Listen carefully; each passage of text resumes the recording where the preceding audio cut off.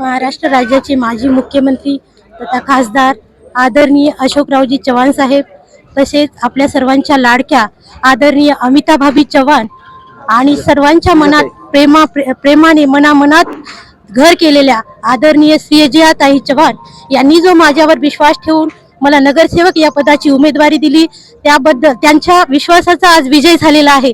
हा विजय माझ्या एकटीचा नसून माय बाप भाऊ आणि लाडक्या बहिणीचा विजय झालेला आहे।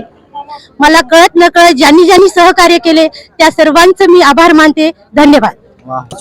माजी मुख्यमंत्री तथा खासदार अशोकरावजी चव्हाण साहेब, भोकर विधानसभेच्या कार्यकुशल आमदार आदरणीय श्रीजताई चव्हाण यांनी जे भारतीय जनता पक्षाच्या वतीने माझ्या वहिनींना उमेदवारी देऊन आम्हाला एक लढण्याची संधी दिली आणि विश्वासाने संधी दिली, त्या विश्वासाला आज जनतेने सार्थ ठरवलेला आहे।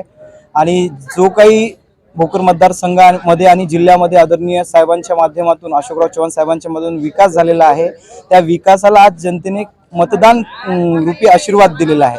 भविष्यामध्ये अधिक मुदखेडचा कसा विकास होईल त्यासाठी आम्ही सर्व नगरसेवक मुदखेडच्या विकासासाठी प्रयत्नशील राहू आणि ज्या मतदारांनी आम्हाला मतदान करून आशीर्वाद दिला त्या सर्वांचं आमच्या भारतीय जनता पक्षाच्या वतीने मनपूर्वक आभार व्यक्त करतो आणि तुमच्या विश्वासाला कधी चढा जाऊ देणार नाही हे आश्वस्त करतो आणि तुमच्या सेवेत आम्ही सदैव कार्यरत राहू हे आश्वासित करतो।